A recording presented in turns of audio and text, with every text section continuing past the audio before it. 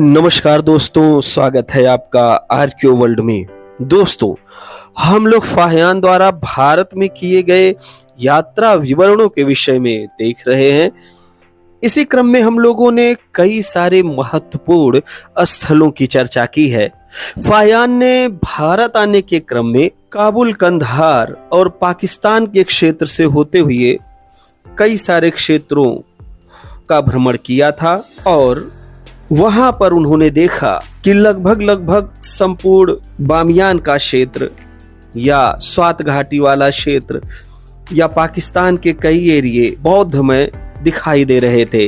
कई संघाराम, कई महाविहार और वहां अनेकों स्तूप फाहियान ने देखे थे। इसके अतिरिक्त अनेक प्रकार के शमड़ और बमड़ों को भी देखा था जो कि तथागत में आस्था रखते थे और अलग अलग शाखाओं की शिक्षा भी देने का कार्य करते थे। तो इस तरीके से आज हम लोग इसी कड़ी में पाकिस्तान क्षेत्र के स्थान जो कि फाहियान के समय में महत्वपूर्ण बौद्ध स्थल हुआ करता था, स्वात घाटी में स्थित था, उसका नाम था उद्यान जनपद। उद्यान जनपद के विषय में फाहियान बहुत कुछ बताते हैं। हमको यह समझना चाहिए तथागत का धम्म तत्कालीन भारत और आज के पाकिस्तान स्वात घाटी क्षेत्र में भी दिखाई दे रहा था। वहां भी धम्मचक्र पवर्तन की बातें होती थी और धम्मचक्र गतिमान होने की बात वहां के भिक्षु बताते हैं। वहां पर जो कुछ भी फाहियान ने देखा था उसके विषय में उन्होंने लिखा है। आज हम उसी पे चर्चा करेंगे, उद्यान जनपद की। तो उद्यान जनपद में फाहियान ने क्या क्या देखा, इस विषय में जानने के लिए आप लोग मेरे साथ एक बार पुनः बने रहिए वीडियो के अंत तक। पुस्तक का नाम आप सभी जानते हैं, बुद्ध की तलाश में चीनी बौद्ध यात्री फाहियान की भारत यात्रा। इसके लेखक स्वयं फाहियान हैं। अनुवाद किया है जगन मोहन वर्मा ने, जो कि दक्षिण पंथी विद्वान है। संपादन किया है शांति स्वरूप बौद्ध ने और प्राकथन लिखा है सुप्रसिद्ध भाषा वैज्ञानिक और इतिहासकार डॉक्टर राजेंद्र प्रसाद सिंह ने। डॉक्टर राजेंद्र प्रसाद सिंह और शांति स्वरूप बौद्ध ने सिर्फ संपादन और प्राकथन लिखने का कार्य किया है। मूल लेखक इसके फाहियान हैं और अनुवाद किया है हिंदी में जगन मोहन वर्मा ने। सबसे पहले फाहियान की किताब फुकुओकी का अंग्रेजी में अनुवाद अंग्रेज विद्वानों द्वारा किया गया था। इसके बाद हिंदी में अनुवाद जगन मोहन वर्मा द्वारा किया गया, जो कि एक दक्षिणपंथी विद्वान माने जाते हैं। फाहियान ने लगभग 399 ईस्वी से 414 ईस्वी के मध्य चंद्रगुप्त द्वितीय विक्रमादित्य के शासनकाल में भारत की यात्रा की थी। यह परिमार्जित संस्करण है। ये भिक्षु फाहियान का एक स्टैचू है जिसमें ये खड़े हैं, हाथ में इनके दंड दिखाई दे रहा है और नीचे की तरफ एक शिला भी दिखाई दे रही है। बहुत ही खूबसूरत मूर्ति फाहियान की यहाँ बनाई गई है। पुस्तक के 8वें खंड में ही उद्यान जनपद की चर्चा फाहियान करते हैं। यहाँ पर चित्र दिखाई दे रहा है जिसमें इस मैप में स्वात घाटी की चर्चा हो रही है। इधर चीन है, इधर अफगानिस्तान है, ये पाकिस्तान का ही एरिया है यहाँ सब पूरा, और ये भारत है, ईरान है, ग्वादार है। तो यहाँ पर स्वात घाटी है। इसी की चर्चा करते हैं फाहियान उद्यान जनपद के रूप में। फाहियान बताते हैं नदी पार करते ही उच्चांग या उद्यान जनपद पहुंचते हैं। यह उद्यान जनपद वस्तुतया उत्तरीय भारत का देश है। तो जो उद्यान जनपद था उस समय उत्तर भारत के महत्वपूर्ण जनपद के रूप में जाना जाता था। विशेष रूप से ये गांधार के आसपास दिखाई दे रहा है। यहाँ के लोग मध्य भारत की भाषा बोलते हैं। तो जो उद्यान जनपद के लोग हैं वो मध्य भारत की तरह ही बोलते हैं, यहीं की भाषा बोलते हैं। मध्य भारत कहते हैं मध्य जनपद देश को। साधारण लोगों का असन बसन या रहन सहन मध्य देश या फिर भारत के ही समान है। तो जो उद्यान जनपद में रहने वाले लोग हैं वो मध्य भारत की तरह ही रह रहे हैं, खान पान कर रहे हैं और बोली भाषा भी उनकी मध्य जनपद की तरह ही दिखाई दे रही है। फाहियान बताते हैं कि यहाँ बौद्ध धर्म का आधिपत्य है। कहने का तात्पर्य ये है कि गुप्त काल में स्वात घाटी में बौद्ध धर्म का बोलबाला था, वहां पर सभी लोग बौद्ध धर्मानुयायी थे। यह बात फाहियान अपनी पुस्तक में लिखते हैं। शमणों के आवास स्थान को संघाराम कहते हैं। तो वहां पर जो समण लोग रह रहे थे उनके आवास स्थान को संघाराम कहा जाता था। यहाँ सब 500 संघाराम हैं, तो थोड़े मोड़े नहीं बल्कि 500 संघाराम वहां पर थे। उत्खनन से संभवतः वहां से चीजें निकाली जा सकती हैं। 500 संघारामों को देखा था फाहियान ने और वो बताते हैं कि वहां के समण इन्हीं संघारामों में रहा करते थे। ये सब हीयाना अनुयायी हैं। तो हीयाना अनुयायी का मतलब थेरवादी हैं। बौद्ध धर्म के शुरुआती चरण में थेरवाद ही था, बाद में प्रोग्रेस करके वह महायान बना और महायान में आगे चल करके वज्रयान, तंत्रयान और मंत्रयान की शाखाएं आईं। इनमें आपस में कोई ऐसा डिस्प्यूट नहीं था, सब के सब तथागत को ही मानते थे। सब तथागत के आदर्शों, अष्टांगिक मार्गों और उनकी शिक्षाओं का ही पालन करते थे।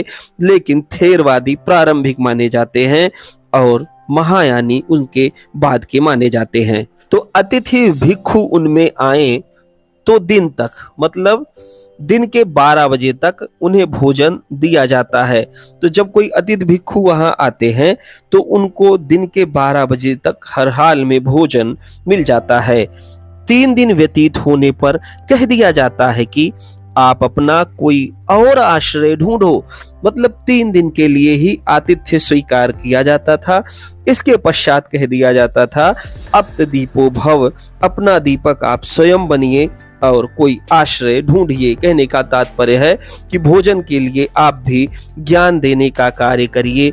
ज्ञान आप देने का कार्य करेंगे तो आप देव कहलाएंगे और जब आप ज्ञान देंगे तो आपको भोजन गांव वाले स्वतः ही दे दिया करेंगे या नगर वाले स्वतः ही आपको भोजन करा दिया करेंगे। ये स्वात घाटी से तथागत की एक मूर्ति मिली हुई है जिसमें चीवर पहने हुए तथागत दिखाई दे रहे हैं। नीचे कमल हैं, 2 उपासकों को अगल बगल दिखाया गया है। तो कमलाशीन तथागत बुद्ध जो कि गांधार शैली में दिखाई दे रहे हैं, उनका यहाँ चित्रण किया गया है और ये जो मूर्ति है स्वात घाटी से ही प्राप्त हुई है।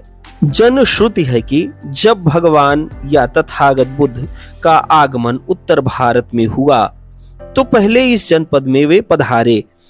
तो ये लोगों का मान्यता है कि जब तथागत उत्तर भारत की तरफ गए तो वो उद्यान जनपद में भी गए हुए थे। यहाँ तथागत बुद्ध के पद का चिन्ह बुद्ध पद है। तो आजकल जो बुद्ध पद है इसको अलग अलग धर्म के लोगों ने अपना बना लिया है और अपना दावा करते हैं कि नहीं ये हमारे किसी देवी या देवता के पद हैं, जबकि सच्चाई ये है कि पूरे भारत ही नहीं बल्कि पूरे एशिया और यूरोप तक में भी तथागत के ही पद चिन्ह दिखाई देते हैं। लोगों की आस्था तथागत में थी, तो जहां जहां संघाराम और महाविहार बनाए गए वहां तथागत के पद चिन्ह अवश्य बनाए गए थे। इसी क्रम में उद्यान जनपद में भी पद चिन्ह दिखाई दिए थे फाहियान को, और वो बताते हैं कि इस पद चिन्ह में लोगों की श्रद्धा दिखाई देती है। वह दर्शकों की वृत्ति के अनुसार छोटा बड़ा दिखाई पड़ता है। तो बुद्ध पद जो है वो कभी छोटा कभी बड़ा दिखाई देता है। तथागत के जो पद चिन्ह है वो कभी बड़े कभी छोटे दिखाई पड़ते हैं। वह अब तक बना है और उसकी सारी बातें आज तक वैसी ही हैं। तो जैसे वो पद बना हुआ था आज तक वो वैसा ही, मतलब फाहियान के समय तक वह वैसा ही दिखाई दे रहा था। जिस शिला पर आकर यहाँ वस्त्र सुखाया था किसने? तथागत ने। वह जगह जहाँ पर नाग को उपदेश दिया था, तो कोई नाग वंशीय राजा थे, उनको वहां पर तथागत ने धम्मोपदेश दिया था, वह अब तक वैसे ही दिखाई दे रहा है। यहाँ पर एक स्तूप दिखाया गया है जो स्वात घाटी में बना हुआ है, और इन सभी स्तूपों को जीवंत रूप में देखा था फाहियान ने।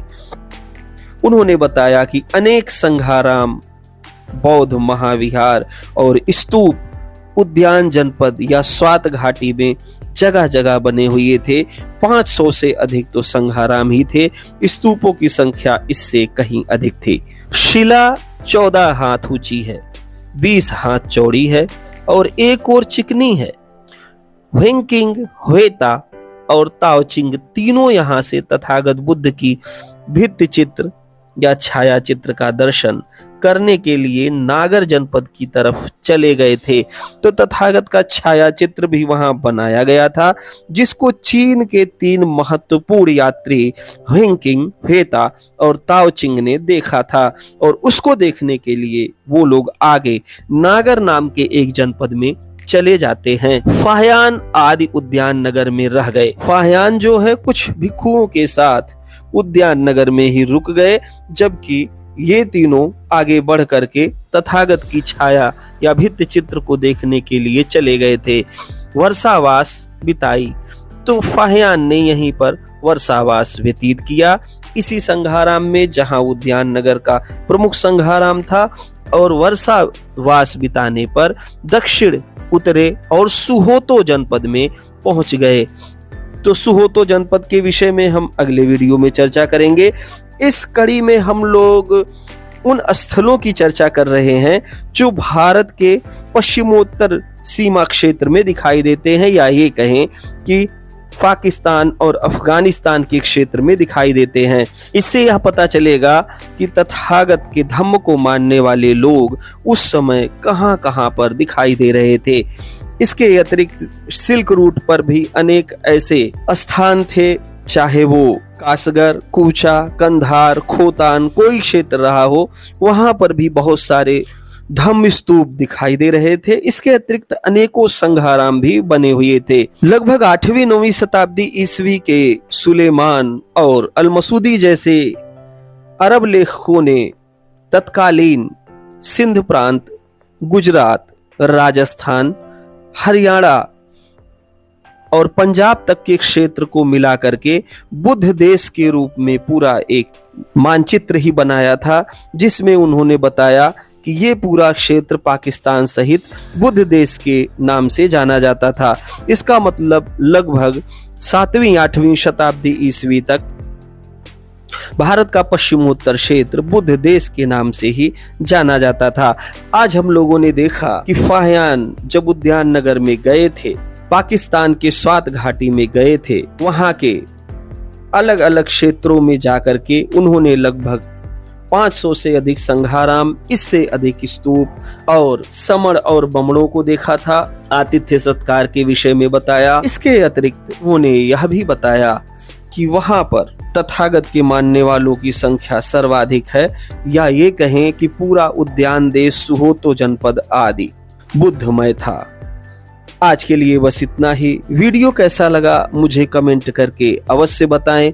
वीडियो में अंत तक बने रहने के लिए आप सभी लोगों का बहुत बहुत धन्यवाद।